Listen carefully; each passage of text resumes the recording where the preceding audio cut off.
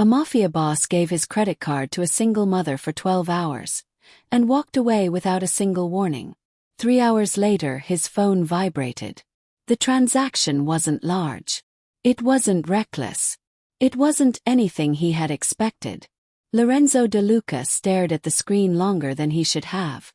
In his world, money never moved without intention. Every dollar was leverage. Every favor was a chain. Yet whatever Isabella Romano had just done with his card told him one thing immediately. This wasn't greed. And that realization unsettled him far more than betrayal ever could. For most of his life, Lorenzo had ruled through silence and certainty. He was a man forged by legacy, not impulse. Old blood. Old rules. Men feared him not because he shouted, but because he never had to. His suits were tailored in Milan. His watch older than most alliances. His name spoken carefully in rooms where power decided who stayed standing. Kindness, he had learned young, was a weakness men paid for in blood. His father had said it plainly. Mercy invites disobedience. Trust invites ruin. Lorenzo believed that, until the night he saw her. Isabella Romano stood outside a closed bakery just before dawn, one hand wrapped around a paper cup gone cold, the other steadying her child against her hip. She didn't beg. She didn't cry. She didn't look up when expensive shoes passed inches from her own worn ones. She simply waited, alert, tired, unbroken. When she finally met Lorenzo's eyes, there was no fear there. Only exhaustion held in place by dignity. Something in him paused. Not softened. Was. 12 minutes later, against every instinct that had kept him alive, Lorenzo De Luca pressed his credit card into her hand. 12 hours, he said. No guards. No instructions. Show me who you are. As he walked away, the city swallowed him whole. And for the first time in decades, a man who controlled everything waited, powerless to see the truth. Lorenzo De Luca had built his empire on one unbreakable rule. Mercy was a luxury for men who didn't expect to survive. From the outside, his power looked effortless. He moved through the city in tailored silence, flanked by men who never needed to speak his name out loud. Restaurants emptied tables when he entered.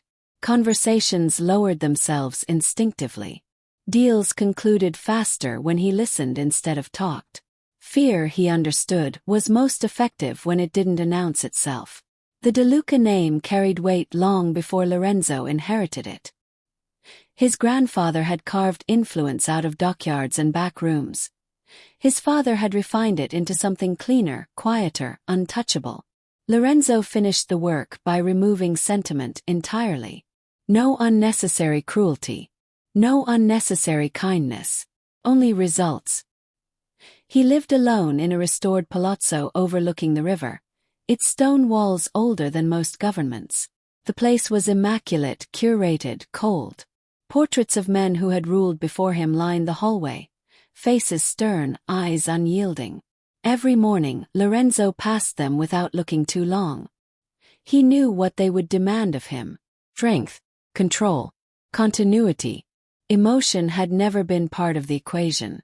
When problems arose, he solved them personally. When someone crossed a line, consequences followed. Measured, final, efficient. He paid generously, punished decisively, and trusted almost no one. That balance had kept him alive while other men with softer hearts disappeared into rumors and shallow graves.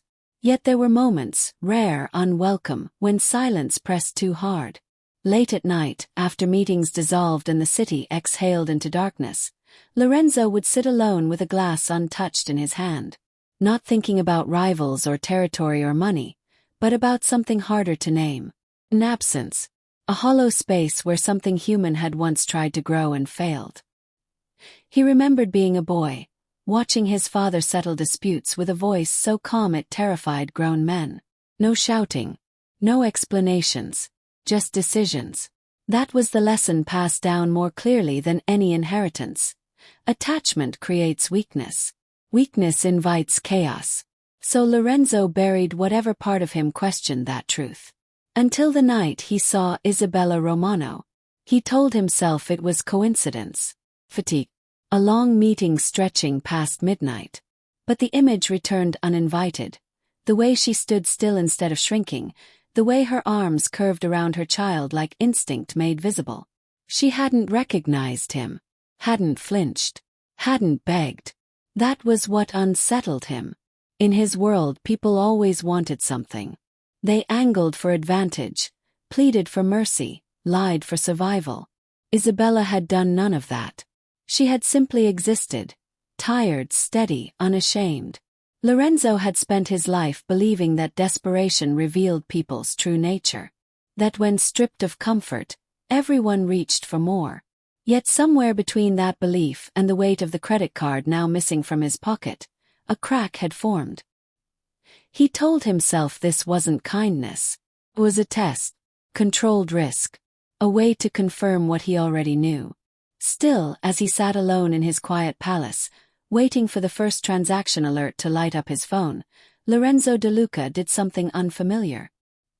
He hoped, briefly, dangerously, that he was wrong. Isabella Romano had learned long ago that survival did not require noise. It required patience. It required endurance. And above all, it required knowing which parts of yourself could bend without breaking. She stood near the edge of the street where the light from a closed storefront spilled onto cracked pavement, just enough to be seen without demanding attention.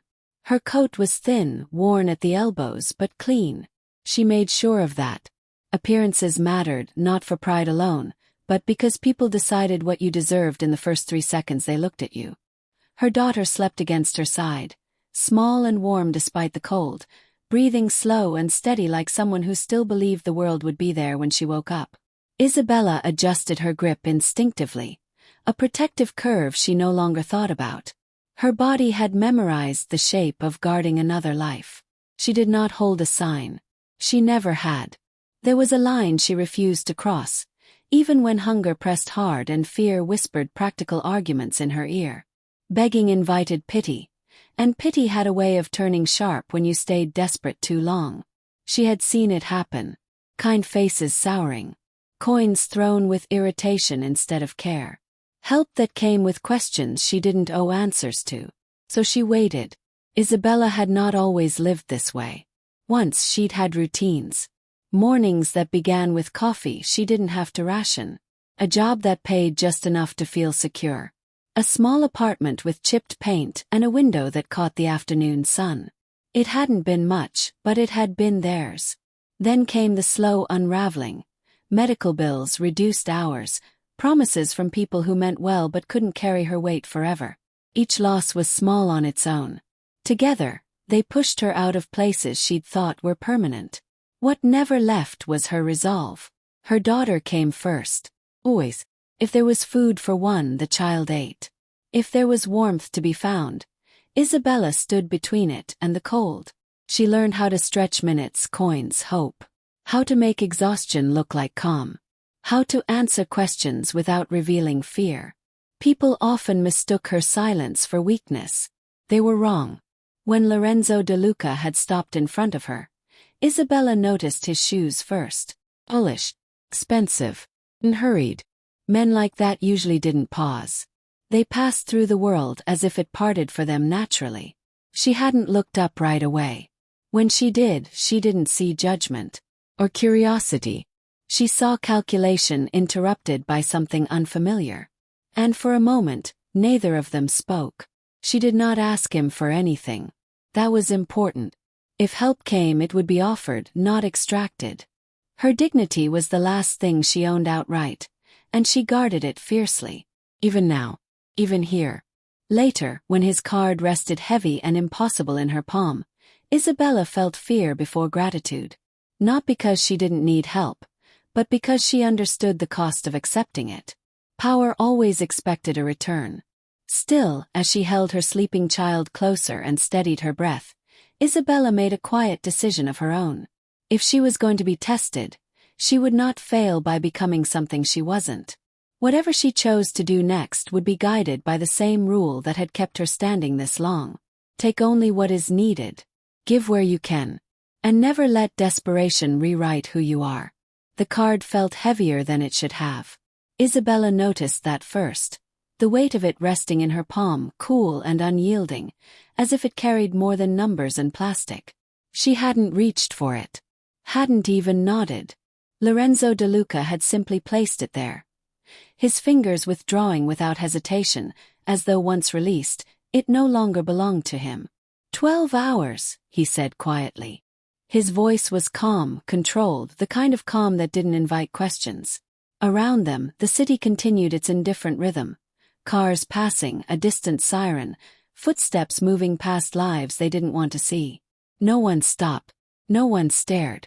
If they noticed anything at all, it was only another transaction between unequal worlds. Isabella tightened her hold on her daughter, instinct flaring sharp and protective. "I don't understand," she said. It wasn't accusation. It was truth. "People don't do this." Lorenzo met her eyes. Not with menace. Not with pity. With something harder to read. "People do many things," he replied. "This is one of them." She waited for the rest. Terms. The warning. Price. None came. "No limits," he continued. "No instructions. No one following you." "I'll come back when the time is up." "That's it?" she asked. "That's it." Isabella searched his face for the angle she was missing. There was always an angle. She had learned that lesson early, learned it the hard way. Help came with strings, and strings tightened when you least expected them to. But Lorenzo's expression didn't shift. He didn't lean closer. Didn't lower his voice. Didn't explain himself. It was almost worse that way. Her daughter stirred slightly, a small sound escaping her lips before she settled again. Isabella brushed a thumb along her hair, grounding herself in the familiar. Whatever this was, it wasn't just about her. Never was. "Why me?" she asked at last. Lorenzo's gaze flicked to the child, then back. "Because you didn't ask." The answer landed softly, but it struck deep. Isabella looked down at the card again. She imagined what it could do. Warmth. Safety. A way out that didn't require another apology for existing. The temptation rose quickly, sharp and dizzying, and she forced herself to breathe through it. She closed her fingers around the card, not in triumph, but in acceptance. "I'll return it," she said. "On time." Lorenzo inclined his head once. Not agreement. Acknowledgement. As he turned away, Isabella felt the space he left behind like a sudden drop in temperature. The street seemed louder. The world sharper.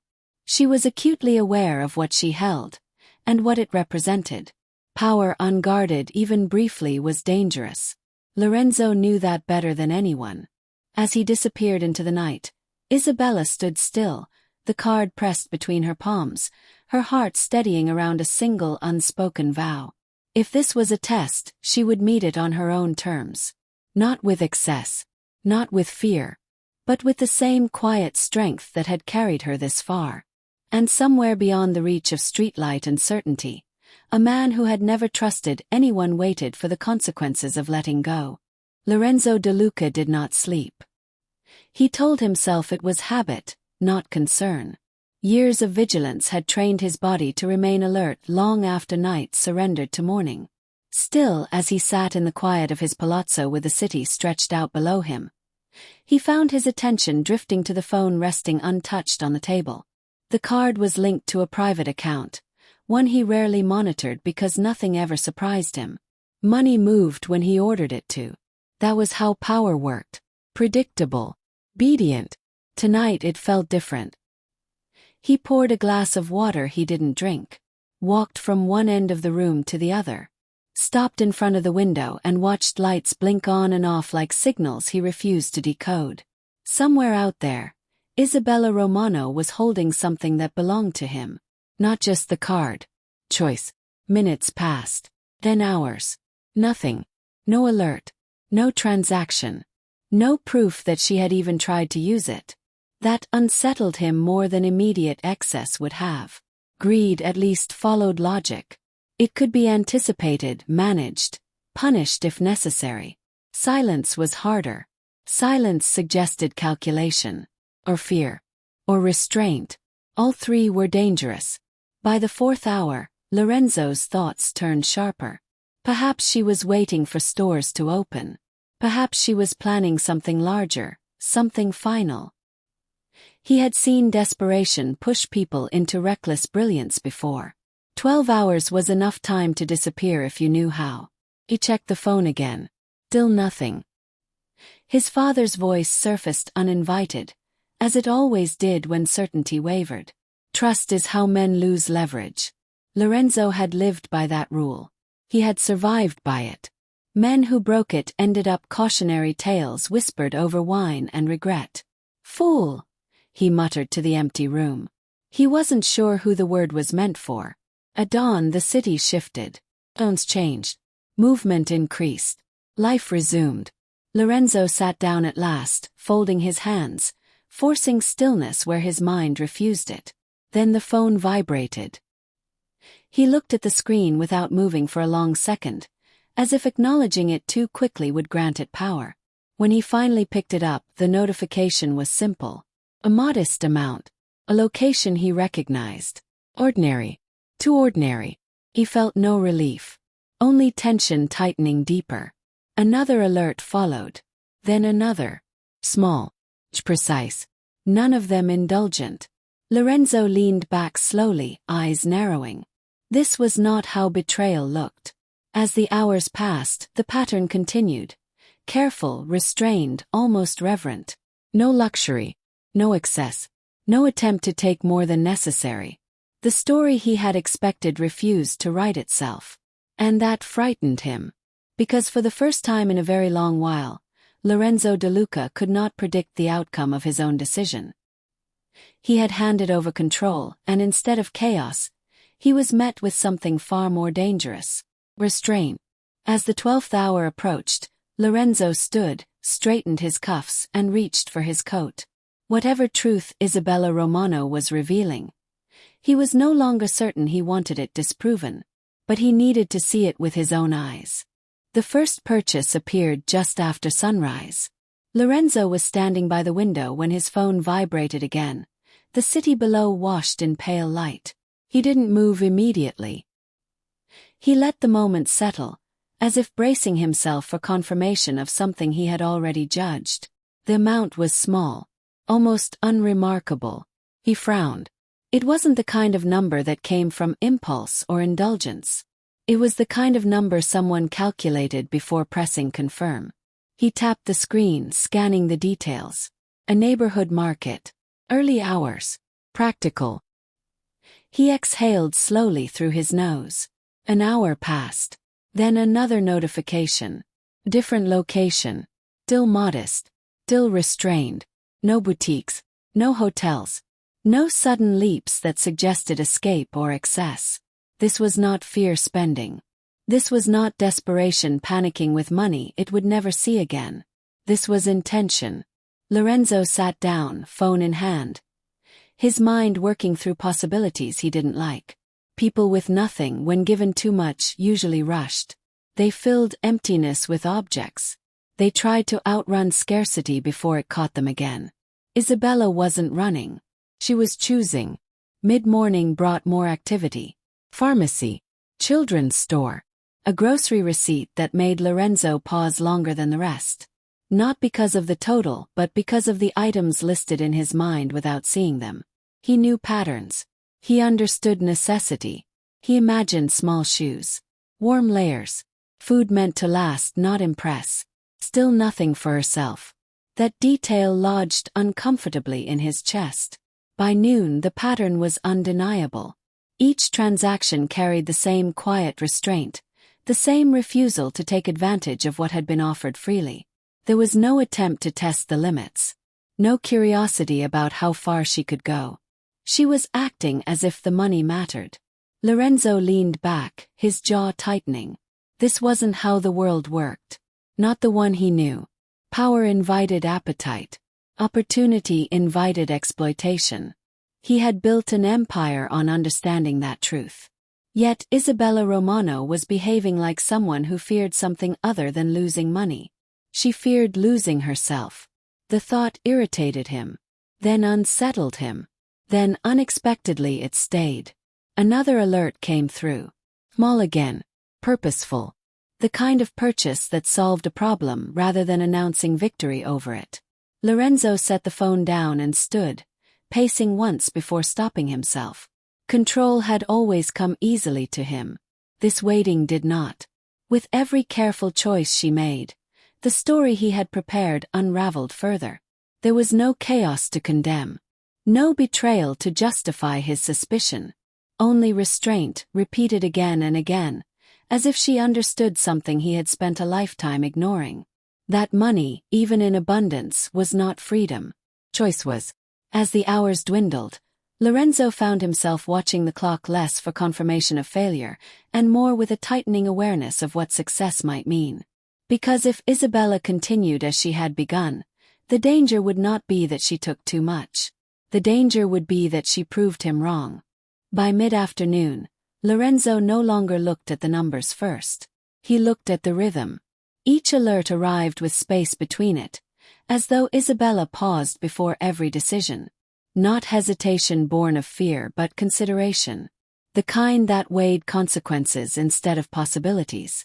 The kind that asked not can I, but should I. Another notification lit the screen. A children's clinic. The amount was modest, the purpose unmistakable. Lorenzo's fingers stilled around the phone. Medical care was not a luxury purchase. It was preventative, forward-looking, something people did when they expected a future. That detail struck deeper than he cared to admit. He imagined her standing at a counter, child balanced on her hip, answering questions softly, giving information without explanation, signing her name carefully, as if the act itself mattered. He imagined her relief, not loud, not celebratory, but quiet and private, tucked away where it couldn't be taken from her. The next purchase followed soon after.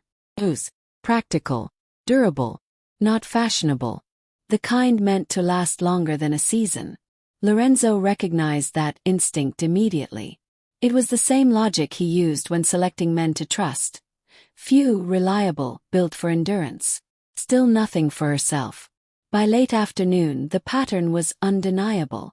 Everything pointed in one direction. Safety. Stability. Small comforts designed to protect a child from the edges of a world that had already cut too close.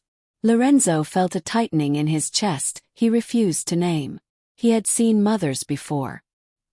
He had seen them bargain, plead, threaten, and bargain again. He had seen love twisted by desperation into something sharp and reckless.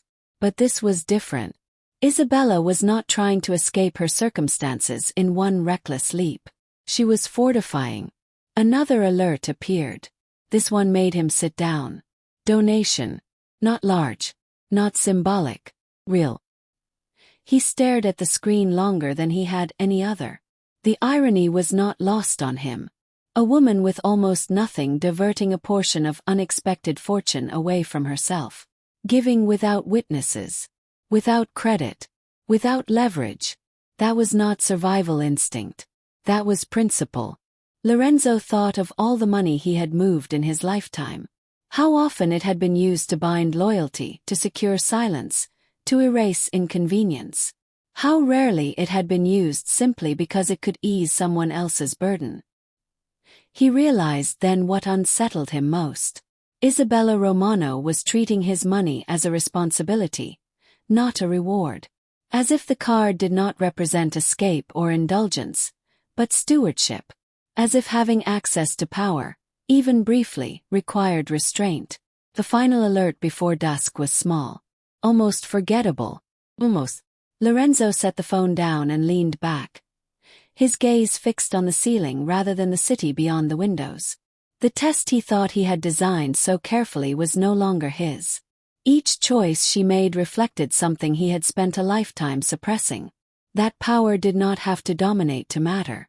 That strength could exist without taking more than necessary. And that a mother's priorities, when revealed under pressure, told you everything you needed to know about who she truly was. The receipts were folded carefully, edges smoothed as if that alone could make the moment easier. Isabella held them out with both hands when Lorenzo returned, her posture straight despite the fatigue lining her face. She didn't rush to explain. She didn't defend herself. She waited. That, more than anything, undid him. He took the papers slowly. The ink was faint in places, the thermal print already beginning to fade. Proof meant to disappear with time. Lorenzo scanned the first receipt, then the second, his eyes moving faster as understanding assembled itself piece by piece. Children's shoes. Reinforced soles. A winter coat, practical and plain. Groceries chosen for days, not indulgence. Medication. Preventative care. School supplies. Not many. Just enough. He stopped. At the bottom of one receipt, almost an afterthought, was a line that didn't belong to him at all. Small donation. Local. Anonymous. Lorenzo looked up. You didn't need to do that, he said quietly. Isabella nodded once. I know. Silence stretched between them, thick and fragile. The city hummed around them, unaware that something had shifted.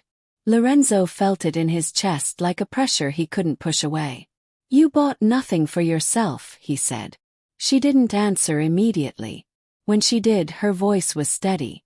I already know how to survive without much. My daughter shouldn't have to learn that so early.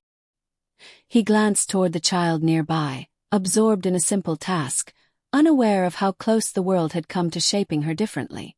Lorenzo felt something tighten, then break.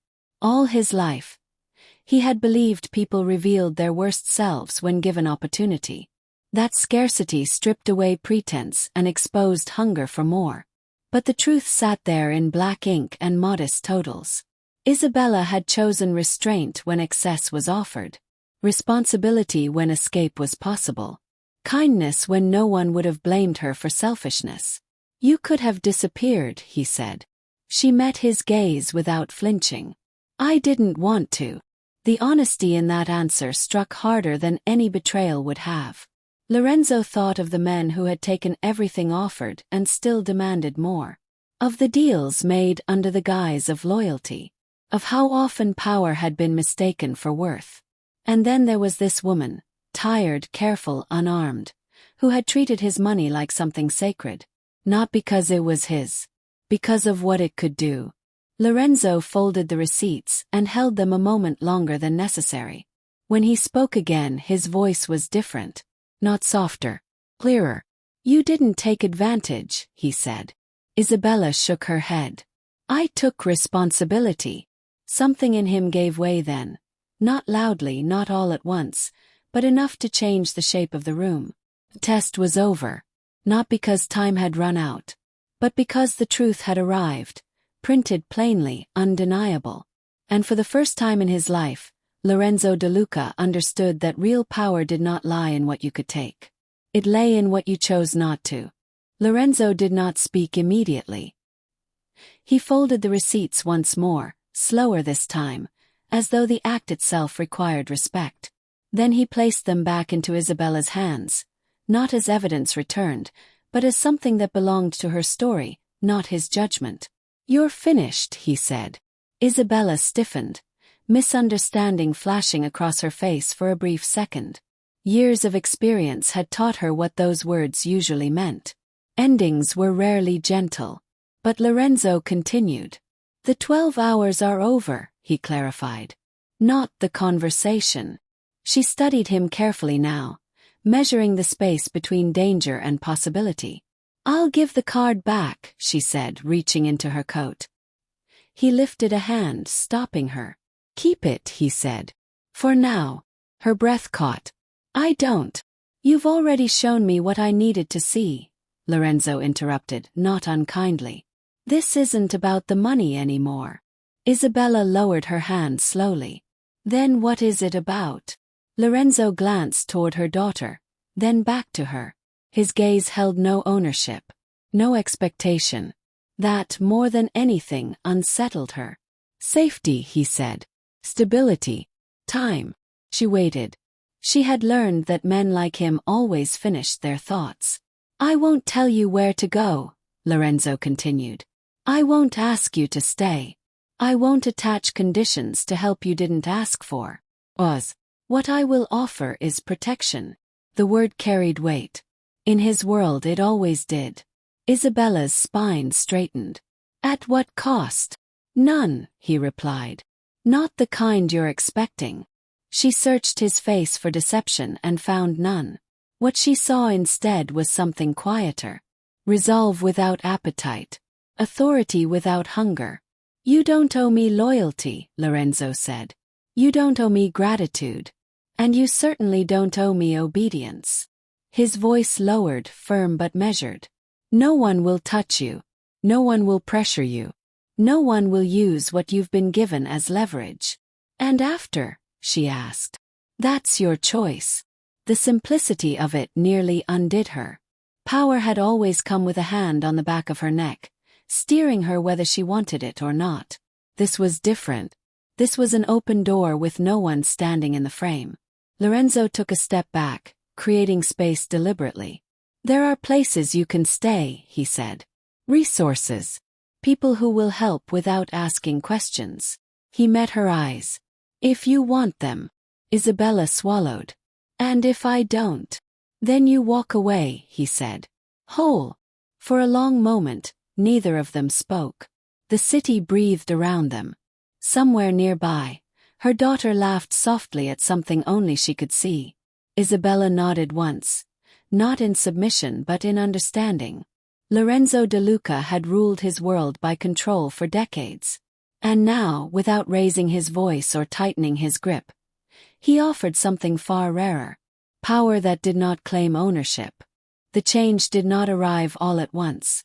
It came quietly, in decisions that stacked themselves day by day until they became a foundation. For Isabella, stability began with small certainties. A place where the door locked from the inside. A room where her daughter slept without clutching her sleeve through the night. Mornings that started with light through a window instead of the sound of footsteps passing too close. Help arrived without demands. Appointments scheduled, forms explained, time given instead of taken. No one rushed her. No one hovered. She learned, slowly, how to let her shoulders rest. Her daughter changed first. Laughter came easier. Questions returned. She began to talk about school the way children do. Casually, as if it had always been part of the plan. Isabella watched these shifts with a mix of gratitude and awe, understanding that safety did more than shelter the body. It gave the future permission to exist. For Lorenzo, the change was less visible and far more unsettling. He continued to run his empire with the same precision, the same restraint. Men still lowered their voices when he entered rooms. Decisions still carried consequences. But something fundamental had shifted beneath the structure he'd spent a lifetime perfecting. He found himself asking different questions. Not how do I control this, but what does this build? The resources he offered Isabella did not weaken him. They clarified him. For the first time, his influence created continuity instead of dependence. Outcomes instead of obligation. He watched doors open that fear alone had never unlocked, and realized his legacy had never truly been about power. It had been about impact. They met occasionally, briefly, without ceremony. Updates shared when invited, not demanded. Isabella remained herself, steady, proud, unclaimed. Lorenzo respected that distance. It reminded him that help given freely did not entitle him to presence. One evening, long after the 12 hours had faded into memory, Lorenzo stood in the same room where portraits of his predecessors watched in silence. He studied their faces, men who had ruled fiercely, decisively, and left behind nothing but cautionary stories. He imagined a different inheritance. Not a name feared into submission, but one that stood for protection without possession, strength without cruelty, authority that did not require erasure. For the first time, the future did not feel like something he had to defend. It felt like something he could shape. Isabella never thanked him the way people usually did. She didn't need to. Her life, steady and forward-moving, was its own answer. And Lorenzo did not ask for gratitude. He had learned that the most meaningful changes did not announce themselves. They endured. In giving up control for 12 hours, Lorenzo De Luca had discovered something no empire had ever taught him. That real legacy is not measured by what bends to your will, but by what stands stronger because you chose not to break it.